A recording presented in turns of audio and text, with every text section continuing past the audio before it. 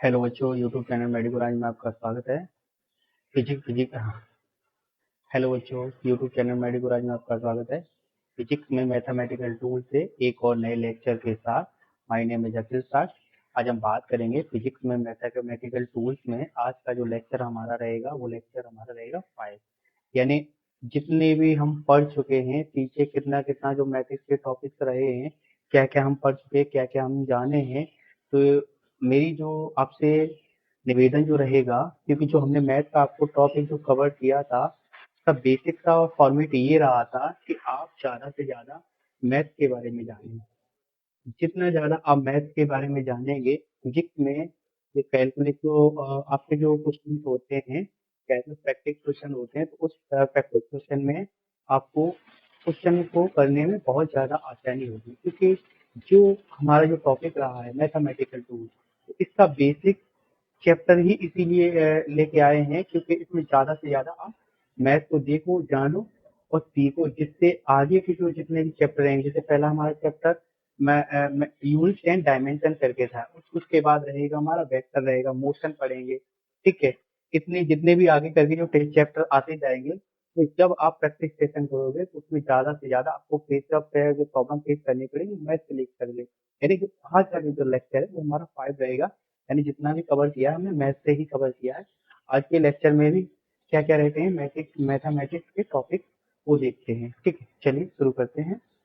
क्या क्या रहेगा मैथमेटिक्स के टॉपिक। तो कॉन्सेप्ट फॉर्मेट देखते हैं क्या रहेगा। कॉन्सेप्ट फॉर्मेट,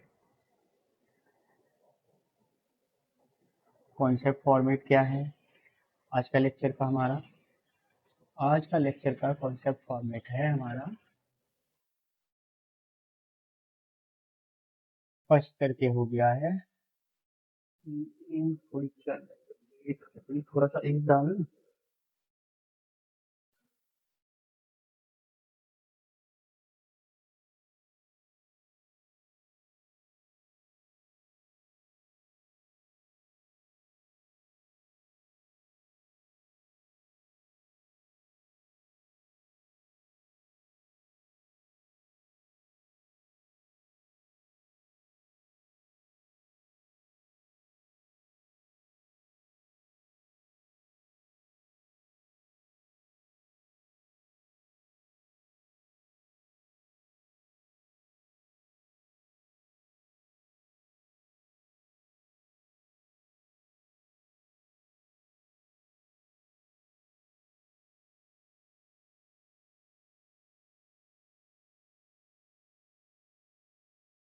तो बात कर रहे थे हम किस पर, कॉन्सेप्ट फॉर्मेट का। तो हमारा आज का जो कॉन्सेप्ट फॉर्मेट रहेगा उसमें क्या रहेगा, उसमें रहेगा एलसीएम। एलसीएम, ठीक है, एलसीएम रहेगा। सेकंड पर आपका रहेगा क्या, सेकंड पर आपका रहेगा आपका परफेक्ट, परफेक्ट स्क्वायर हो गया। ठीक है, परफेक्ट स्क्वायर हो गया। एंड और क्या रहेगा, एंड रहेगा आपका नॉन परफेक्ट स्क्वायर। ठीक है, यानी परफेक्ट स्क्वायर हो गया और नॉन परफेक्ट स्क्वायर हो गया, ये रहेगा। और अगला इसके बाद क्या रहेगा, अगला इसके बाद रहेगा आपके जियोमेट्रिकल, जियोमेट्रिकल फॉर्मूलाज रहेंगे, फॉर्मूलाज रहेंगे। ठीक है, एंड लास्ट पॉइंट में आपका रहेगा 3D। तो 3D फॉर्मूला जो होते हैं, 3D फॉर्मूलाज क्या क्या रहेंगे। यानी आज का जो हमारा कॉन्सेप्ट फॉर्मेट रहेगा, यानी लेक्चर 5 में किससे, मैथमेटिकल टूल्स में। और ये मैथमेटिकल टूल्स किससे है, ये फिजिक्स से है। तो इसमें जो कॉन्सेप्ट फॉर्मेट रहेगा वो हमारा क्या क्या रहेगा, वो हमारा रहेगा एलसीएम रहेगा।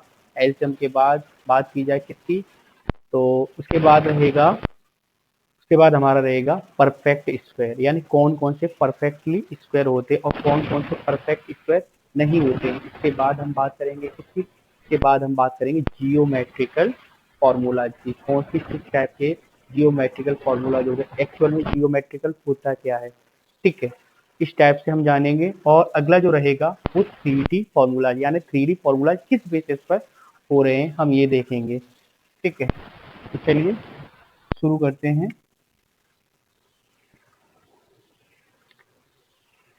तो कॉन्सेप्ट हमारा रहेगा वो क्या रहेगा, LCM, ठीक है, एलसीएम। तो एलसीएम की बात की जाए, इसकी एलसीएम से, तो एलसीएम में देखते हैं जैसे हमारा कोई कंपोनेंट क्या है, एक्स है, यानी इसको हम क्या कह देते हैं, इसको हम न्यूमरेटर कह देते हैं, और ये क्या हमारा हो गया, ये डिनोमिनेटर। डिनोमिनेटर में हमने क्या ले लिया, ये भी हमारा एक कौन कंपोनेंट है, वो क्या हो गया, ये हमारा ए हो गया, प्लस बाई को देखते हैं, बाई भी कंपोनेंट है, ठीक है, इसके अपॉन क्या हो जाएगा, इसके अपॉन बी हो जाएगा, ठीक है। चलिए इसको सिंप्लीफाई करते हैं। तो इसको सिंप्लीफाई किस टाइप से करते हैं, यानी इनका एलसीएम लेंगे। इनका एलसीएम क्या हो गया, इनका एलसीएम हो गया ए बी। ए बी किसमें, मल्टीप्लाई में है, यानी इन दोनों का मल्टीप्लाई हो जाएगा एलसीएम का, ए बी हो जाएगा।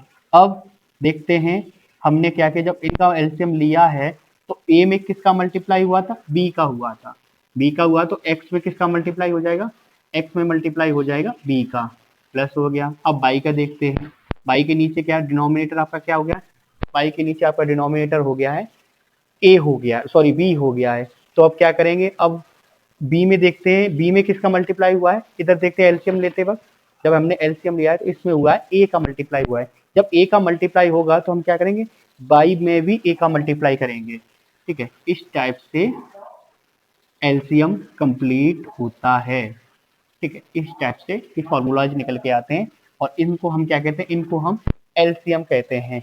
आगे चलते हैं अगले पॉइंट पर। अगला वो जो पॉइंट रहेगा वो हमारा रहेगा किसमें, वो हमारा रहेगा एक्स हो गया अपॉन ए हो गया, वाई हो गया अपॉन बी हो गया, जेड हो गया अपॉन सी हो गया। अब इन तीनों के बीच का हमें एलसीएम लेना है, वो कैसे लेंगे, वो देखते हो कैसे लिया जाता है एलसीएम। तो सबसे पहले क्या करेंगे, हम तीनों का मल्टीप्लाई कर लेंगे, ए बी और सी का मल्टीप्लाई कर लेंगे, ठीक है। चलो कर लेते हैं, यानी ए बी और सी का हमने मल्टीप्लाई कर लिया। अब क्या बचेगा, अब देखते हैं ए में मल्टीप्लाई किया है तो इसमें जब हमने ए का एलसीएम लिया है तो ए से एलसीएम लेने के लिए इसमें किसका मल्टीप्लाई हुआ है, इसमें देखो ए के लिए किसका मल्टीप्लाई हुआ है, बी और सी का मल्टीप्लाई हुआ है, बी और सी का मल्टीप्लाई। तो क्या एक्स में किस किस का मल्टीप्लाई हो जाएगा, बी और सी का मल्टीप्लाई हो जाएगा। अब बात करते हैं बी पर, जब बी मौजूदगी है तो इसमें किस किस का मल्टीप्लाई है, ए और सी का, ए और सी का, तो बाई में भी ए और सी का मल्टीप्लाई हो जाएगा। अब देखते हैं किस पर, सी पर, सी किसका डिनोमिनेटर है, वो जेड का डिनोमिनेटर है, और जेड हमारे क्या है, न्यूमरेटर है, तो इसमें किसका हुआ, ए बी का, तो इसी तरीके से जेड में ए बी का मल्टीप्लाई कर देंगे। इस टाइप से जब दो से ज्यादा हो जाते हैं उनका एलसीएम लिया जाता है, इस टाइप से निकल के आते हैं। ये क्या है, ये फ्रैक्शन फॉर्म में होते हैं, ठीक है। अब चलते हैं एग्जाम्पल्स में, कोई एक एग्जाम्पल ले देते हैं। जैसे हमारे यहाँ पर कितने हो गए, 12 हो गए, ठीक है, हमने 12 ले लिया न्यूमरेटर में, और इसका डिनोमिनेटर हमने 6 ले लिया है, इक्वल कर दिया, किसके इक्वल, हमने कर दिया यहाँ पर 16 ले लिए और यहाँ पर 18 ले लिया है। चलिए इसको सिंप्लीफाई करते हैं। सिंप्लीफाई करने पर क्या, एक रेशनल नंबर के फॉर्म्स में है, ठीक है, किसमें, रेशनल नंबर। रेशनल नंबर वो होते हैं जिनको हम ए अपॉन बी पी क्यू के पी अपॉन क्यू के रूप में लिख सकें। अब रेशनल नंबर हमने आपको पिछले लेक्चर में बताया था रेशनल नंबर क्या थे, तो रेशनल नंबर जो थे इनको पी बाई क्यू के रूप में लिख सके, यानी पी अपॉन क्यू के रूप में लिख सके। अब वहां पर आपको ये बताना है कमेंट करके कि वाकई आपको एक्चुअल में ये बात पता है थी कि नहीं पता थी, और पता थी तो बढ़िया बात है, ये आपको बताना है इसमें कमेंट करके, आपको कमेंट करके ये बताना है कि जो रेशनल नंबर तो होते हैं, रेशनल नंबर, तो रेशनल नंबर में क्या, जो हमारा पी पॉइंट हो गया, पी हो गया और क्यू हो गया है, तो ठीक है, पी और क्यू क्या होते हैं एक्चुअल में, चलो थोड़ा सा हम बता देते हैं। पी जो होता है वो हमारे इंटीजर्स होते हैं, ठीक है, और क्यू भी हमारे इंटीजर्स होते हैं। अब इन दोनों में से आपको ये बताना है कि कौन से इंटीजर्स होते हैं, यानी जो जो इंटीजर्स होते हैं इनमें पी और क्यू में कौन सी चीज छुपी हुई होती है जो इसको सिंप्लीफाई करती है इंटीजर्स को, पी और क्यू के, यानी रेशनल नंबर को वैल्यू को, मतलब कह दे कि जो P और Q होता है इनके रूप को सिंप्लीफाई करते हैं, इंटीजर्स के रूप में सिंप्लीफाई करती है। और आपको तो पता ही होगा कि इंटीजर्स कौन कौन से होते हैं। आपको बताना है कि इसमें से ऐसी कौन सी चीज छुपी हुई होती है इंटीजर्स में जो P और Q में नहीं आती है, और सभी चीज आती है इंटीजर्स की, जितना भी इंटीजर जहां से शुरू होता है जहां पर खत्म होता है, ठीक है। तो वो बतानी है कि कौन सी चीज छिपी रहती है और कौन सी चीज किसके नॉट इक्वल होती है, वो बताना है आपको किसमें कमेंट करके, ठीक है। तो इसको सिंप्लीफाई करते हैं। तो सिंप्लीफाई करने पर क्या होगा, यहां पर देखते हैं इसका एलसीएम लेंगे। तो इसका एलसीएम कितना आ रहा है, सबसे पहले एलसीएम लेने से पहले हम क्या देखेंगे, 6 का डिवीजन करेंगे, 6 का डिवीजन करेंगे किसमें, या 6 की टेबल पढ़ेंगे, 6 की टेबल देखेंगे क्या 6 की टेबल में 18 आते हैं या नहीं आते हैं, एक बार चेक करते हैं या पहाड़ा पढ़ते हैं, ठीक है। देखते हैं क्या 6 2 12, 6 3 18, यानी 18 आ रहे हैं, 18 आ रहे हैं। तो ये एलसीएम हमारा क्या हो गया, यहाँ पर एलसीएम हो गया हमारा 18, ठीक है। जब एलसीएम 18 हो गया है तो सबसे पहले ये देखेंगे कि जब एलसीएम हमने 18 लिया है तो इसमें कितनी बार मल्टीप्लाई किया गया, 3 बार मल्टीप्लाई किया गया है। 3 बार मल्टीप्लाई करने पर इसका मल्टीप्लाई हो जाता है 12 इंटू 3, ठीक है, और 16 हो गया, ठीक है। अब इसको मल्टीप्लाई कर देते हैं, ये हो जाएंगे 36, 12 3 जा 36, और ये कितने 16/18। सिंप्लीफाई करने पर क्या होता है, ये कितने हो गए, ये हो गए 2 हो गए, 6 और 2 हो गए 3 4 5 हो गए, यानी 18। इस टाइप से इसका सोल्यूशन निकल के आ जाता है। अगर 3 में भी हो इसी टाइप से हमें एलसीएम लेना होगा और जिस टाइप से आपको दिखाया गया इसी टाइप से करना रहेगा, ठीक है। चलिए एलसीएम के बाद क्या रहेगा हमारा, अगला जो पॉइंट रहेगा वो हमारा रहेगा परफेक्ट स्क्वायर और नॉन परफेक्ट स्क्वायर क्या होते हैं, ये बात हमें जाननी रहेगी कि कौन कौन से परफेक्ट स्क्वायर होते हैं, कौन कौन से परफेक्ट स्क्वायर नहीं होते हैं। एक बार देखते हैं ध्यान से, तो कॉन्सेप्ट डालते हैं परफेक्ट परफेक्ट स्क्वायर और नॉन परफेक्ट स्क्वायर, ठीक है, इस टाइप से, ठीक है। तो एक साइड पर क्या लिख देते हैं हम, एक साइड पर लिख देते हैं परफेक्ट स्क्वायर, ठीक है, और इस साइड पर क्या लिखते हैं नॉन परफेक्ट स्क्वायर।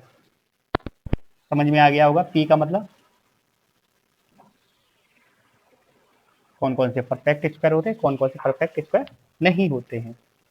चलिए देखते हैं, जैसे 1 है हमारा, 1 × 1, 2 को देखें, सॉरी 4, 4 हमारा किसके इक्वल है 2 × 2, 9 को देखते हैं 3 × 3, 16 को देखते हैं 4 × 4, और 25 को देखते हैं 5 × 5, 16 को देखते हैं, ठीक है, सॉरी 16 को नहीं, और इसके बाद कितना रहेगा, इसके बाद रहेगा 6 6 36, ये रहेगा, यानी 6 का कितना हो गया, 6 का हो गया, सॉरी 36, 36 यानी 6 6 हो गया। इस टाइप से 7 7 का देखते हैं, 7 7 का 49 होता है, 49, 7 × 7 इस टाइप से रहते हैं। क्या ये परफेक्ट स्क्वायर है कि नहीं है, देखिए एक बार देखिए, इनका सिंप्लीफाई भी क्या हो रहा है 1 × 1 करके, 2 × 2 करके, 3 × 3 करके, और 4 × 4 करके, 5 × 5 करके, 6 × 6 करके, और 7 × 7 करके, और इनके परफेक्टली जो स्क्वायर आए हैं निकल के, क्या ये परफेक्ट है कि नहीं, बिल्कुल परफेक्ट है। अब बात करते हैं किसकी, non perfect square. Non perfect square क्या होते हैं, एक बार इनको देखते हैं। जैसे हमारे 10 हो गए, ठीक है, 10 की वैल्यू क्या होगी, 10 की वैल्यू थी 16, वैसे 10 की वैल्यू 16 नहीं होगी, 3.16, ये 10 की वैल्यू नहीं होगी, ये वैल्यू जो होगी वो √10 की वैल्यू होगी। समझ में आया, तो इसका जो स्क्वायर रहेगा वो किस टाइप से रहेगा, 3.16। ठीक है, अब बात करते हैं इसकी टू की। टू के लिए देखते हैं टू की वैल्यू कितनी होती है 1.414 का भी इसके साथ मल्टीप्लाई कर दिया जाए ये वैल्यू। ठीक है, थ्री के लिए देखते हैं थ्री की वैल्यू कितनी रहती है, थ्री की वैल्यू रहती है 1.732 क्रॉस 1.732। अब देखते हैं ये जो हमने वैल्यू आपको बताई हैं एक्चुअल में ये क्या होते हैं, 10√10 बराबर 3.16 और √2 बराबर 1.414। इसकी वैल्यू ये रहती है और √3 की वैल्यू रहती है 1.732।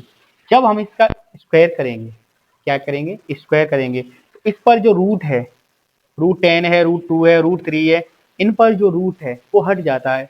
तो ये जो कैटेगरी जो दिखाई गई है आपको नॉन परफेक्ट स्क्वायर, परफेक्ट का मतलब ये होता है इनके बीच के जो नंबर्स होते हैं इसमें कोई भी डेसिमल्स नहीं होते हैं, इसमें कोई भी डेसिमल्स नहीं होते। डेसिमल्स के बाद जो संख्या आपको काउंटिंग की जाती है वो काउंटिंग ही की जाती है। जरूरी नहीं कि आपने ये कह दिया कि 16, 18, 19, 100 और ये वगैरह वगैरह, इस टाइप से नहीं कहा जाता है। तो इसमें क्या, इसकी जो काउंटिंग की जाती है और इसमें कोई भी डेसिमल्स नहीं होते। जब डेसिमल्स नहीं होते इसीलिए क्या ये परफेक्ट होते हैं। अब इसमें क्या, ये परफेक्टली क्यों नहीं दिखाए गए, क्योंकि इनके बीच में क्या डेसिमल्स आए हैं, इनके बीच में क्या डेसिमल्स आए हैं। जब इनके बीच में डेसिमल्स आए हैं तो इनको परफेक्टली करार नहीं किया गया है। ठीक है, इसीलिए इनको क्या कहते हैं, नॉन परफेक्ट स्क्वायर कहते हैं। ठीक है, इतना समझ में आया। यानी √10 जो होता है और जिसकी वैल्यू क्या 3.16, जब इसका स्क्वायर करेंगे तो इस टाइप से इसकी वैल्यू निकल के आएगी। ठीक है, और √2 का जब स्क्वायर करेंगे तो 2 बराबर इतनी वैल्यू निकल के आएगी। सी का भी इसी टाइप से सिस्टम रहता है। ठीक है, चलिए अगले टॉपिक पर चलते हैं। तो अगला टॉपिक हमारा क्या था, अगला टॉपिक हमारा था, पहला तो हो गया था एलसीएम, दूसरा परफेक्ट स्क्वायर और नॉन परफेक्ट स्क्वायर हो गया है। तीसरा हमारा ज्योमेट्रिकल फॉर्मूला, यानी जियोमेट्रिकल फॉर्मूला क्या होते हैं देखते हैं। तो इस पर लिख देते हैं इम्पोर्टेंट, ये वाकई इम्पोर्टेंट है क्योंकि जो बात लिख रहे हैं इम्पोर्टेंट, वाकई इम्पोर्टेंट है। Geometrical formula.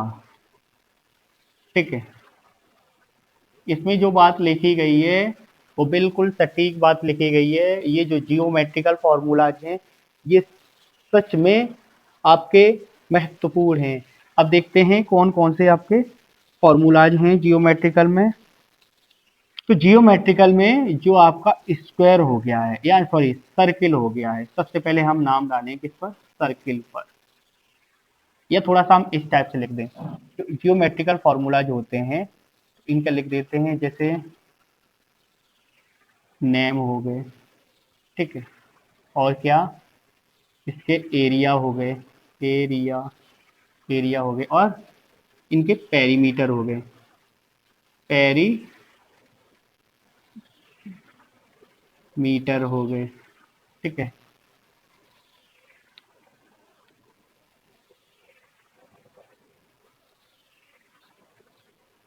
ठीक है, तो देखते हैं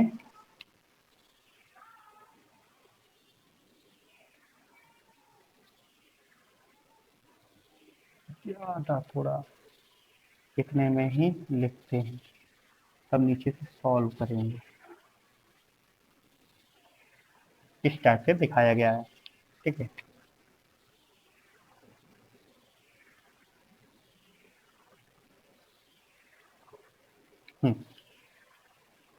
तो देखते हैं फर्स्ट पर है हमारा सर्कल। ठीक है, सर्कल का एरिया क्या रहता है, सर्कल का एरिया रहता है पाई आर स्क्वायर। ठीक है, इसका पैरामीटर क्या होता है, पेरीमीटर इसका होता है 2 पाई आर। पेरीमीटर का मतलब परिधि हो गई, परिधि क्या, जैसे अभी हम बताएंगे ये जो बाहरी हिस्सा है, ये जो सर्किल है, ये हम जो सर्किल बात कर रहे हैं ये हो गई इसकी परिधि, यानी बाहरी हिस्सा, बाहरी रेखा, ये क्या हो गई, ये इसकी परिधि हो गई यानी पेरीमीटर हो गई। और इसका पूरे का जो क्षेत्र हो गया, यानी इसकी जो परिधि का जो क्षेत्र होता है वो क्या हो जाता है आपका, वो हो जाता है आपका एरिया कहलाता है। ठीक है, के बाद सेकंड है आपका स्क्वायर हो गया है, स्क्वायर हो गया है। स्क्वायर में देखते हैं एरिया क्या हो जाएगा, एरिया हो जाएगा हमारा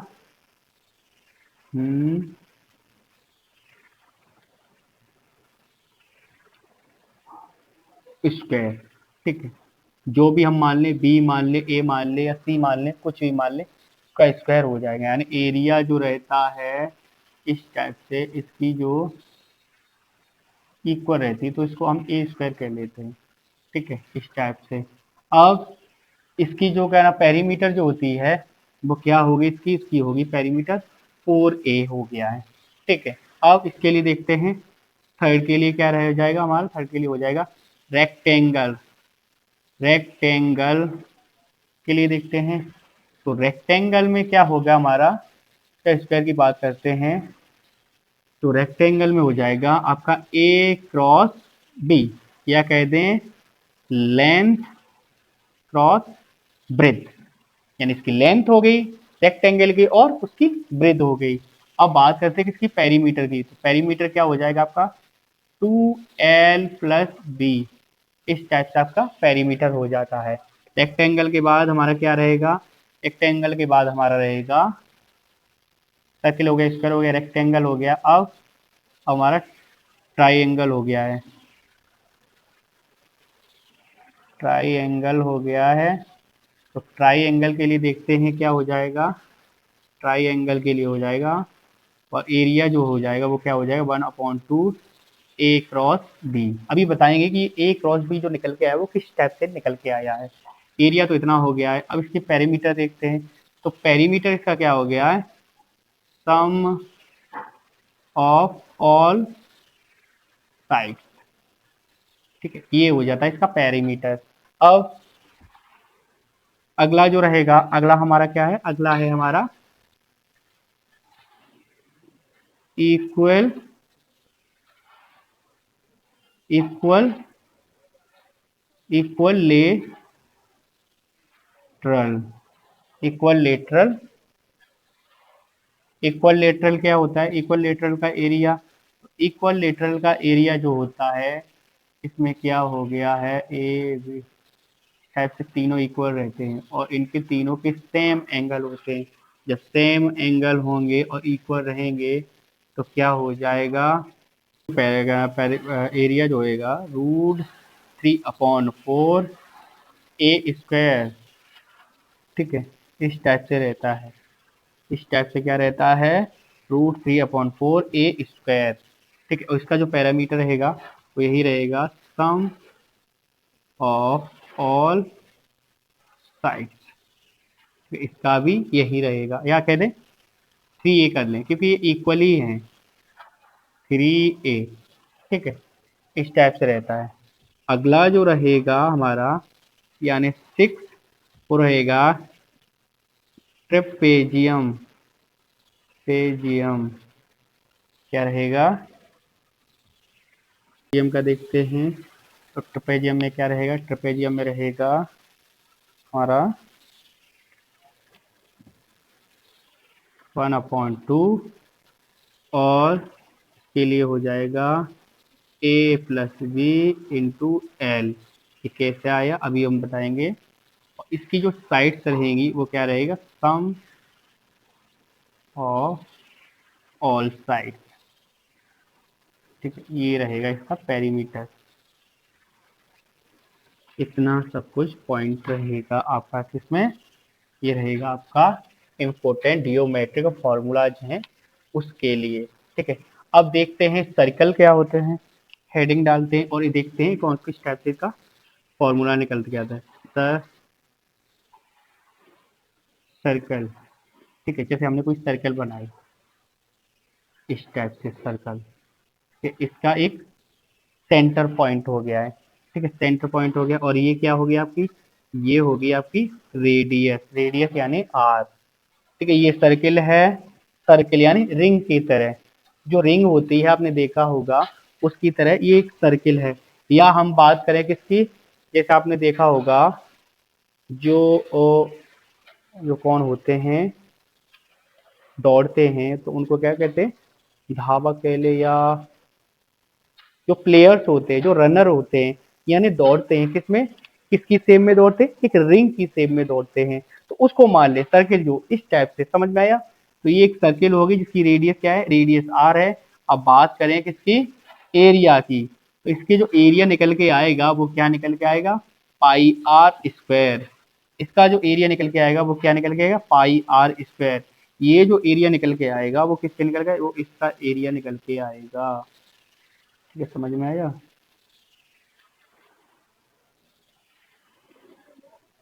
ठीक है, जो एरिया निकल के आया, क्या निकल के आया, पाई आर स्क्वायर, इस टाइप से निकल के आया। अब बात करते हैं किसकी, अब बात हम करते हैं इसके पेरीमीटर की। तो इसके पेरीमीटर जो निकल के आया वो क्या निकल के आया, 2 पाई आर। समझ, इसका जो पेरीमीटर होगा वो होगा इसका 2 पाई आर। ठीक है, अब चलते हैं सेकंड पर। सेकंड हमारा क्या हो गया, सेकंड हमारा स्क्वायर हो गया। क्या हो गया, स्क्वायर हो गया। तो स्क्वायर पर देखते हैं, इसमें आपकी जितनी भी साइड्स हैं सभी इक्वल हैं। जब सभी इक्वल हैं तो इसका एरिया क्या होगा, इसका एरिया हो जाएगा ए स्क्वायर। ठीक है, ए स्क्वायर इसका क्या एरिया हो जाएगा। अब इसकी बात करें किसकी, पेरीमीटर की, तो चार देखिए साइड से, देख एक साइड हो गई, दूसरी साइड ये हो गई, तीसरी ये हो गई, चौथी ये हो गई, तो ये क्या 4a हो जाएगा। ठीक है, तो अगले पॉइंट पर चलते हैं। अगला पॉइंट हमारा क्या है, अगला पॉइंट है रेक्टेंगल।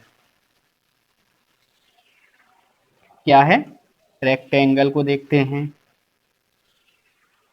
ये किस तरीके से इसको बताया